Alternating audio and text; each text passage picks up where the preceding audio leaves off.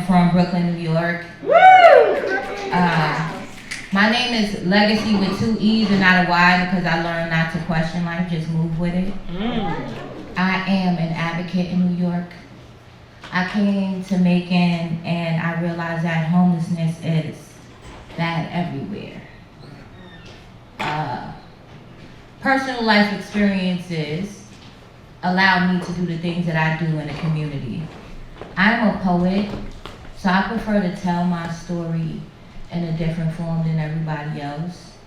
Y'all a new audience, so I'm kind of nervous, but... You got it? Yeah. You got it. I don't like these. So I lead thousands and thousands of people in New York. I don't need mics because I am a bullhorn. In New York, they call me the bullhorn bandit. Life has taken a toll on me. I've been out of the closet since I was 13. True to the colors as if they were my protection. No freedoms in this world, so I chose my own direction. I went through the raised hell days, drinking, smoking, staying out late. This was a cry for attention some people would mention. Legacy, attention is what you need. Nah, my need is to want to just be me in an untamed society that says it's not God-like to live this way. Now that I have to fight life's barriers every day because of who I choose to love me, no, just let me roam to be free to build my own legacy. I paved the streets of Brooklyn. I cried on the train in Harlem. I did a lot of wrong things in the Bronx. In the streets at 15, so shaking my, what's the next best thing? I had to survive to stay alive. To a materialistic mind, I had to be fly. Many thoughts of suicide. Ashamed to let my friends know the streets is where I call home. Lonely life when pride won't let go and all you have is your determination to do it alone. Choosing the wrong ladies to love me for me. Hustling on 42nd, got me 9 months on Rikers' infamous RMSC. My body abused by some lame dude I knew. Shoot. Life was taking a toll on me, so I had to find a new strategy. So now I speak out for all the unheard voices of society. I learned along my path and during my journey that nobody could take my power or learn it. I learned along my path and during my journey that nobody can take my power or learn it. No matter where I did, or how I did, or with whom I did. My ability to learn reap the profit.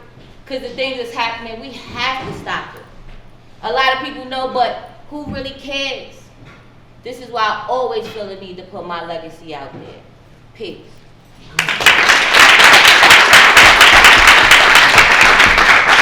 I wrote that I was 18 years old in a jail cell. Somebody said if I don't change my life, I'm going to wind up 2 places, dead or in jail. I wound up in jail. I have a history of incarceration in my family. And I realized I like girls, but not so much.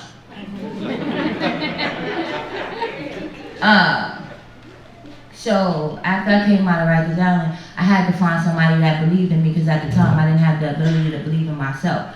CPS, HRA, LMNOP, the shelter system, everybody say these things are available, but until you go through them, and you know what it's like, because it's not the services, it's the people who provide them, right? They can set up as many systems as they want, but until you are receiving the services from the people who are giving the services, you realize why we have so much homelessness outside. So, I worked in nonprofit, and then I got to see the ugly truths of how I received the services. I went through a training program at one of the biggest organizations in New York City, and I realized that people are numbers. Poverty is profit. And I couldn't live that way because I was a poor person. I realized that that wasn't the avenue that I liked because even going through evictions in New York, I fed people on the late night because I used to be the person on the late night. So now, I left in the middle of COVID because I realized the place that I worked for didn't care about people. And I believed in them. I believed in their mission more than they believed in it themselves. And I realized that, Black Girl Magic, in the middle of George Floyd, and I'm running around protesting, and then I'm working for somebody who said they care about Black people. So I created Black Leaders on Our Mission. The acronym is BLOOM. it came out of Breonna Taylor's death, and people were actively protesting for black girls. So a group of me and my black girlfriends went to 42nd Street. We went to Times Square and we marched and we protested for us. They was doing that, what's those people? The fastest people. They were trying to get us to join because I'm the Bullhorn Bandit. Anybody who does advocacy in New York know who I am.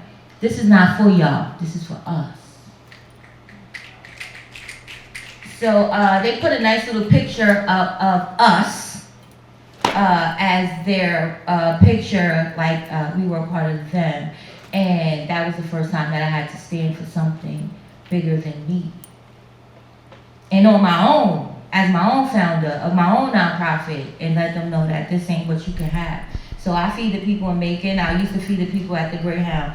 And then they had the fire. I talked to that community. I already knew they had the fire. And the community came and closed them down. So I have a RV in front of my house that I'm remodeling because I believe that brick and mortar style buildings don't work. Service needs to be direct and mobile.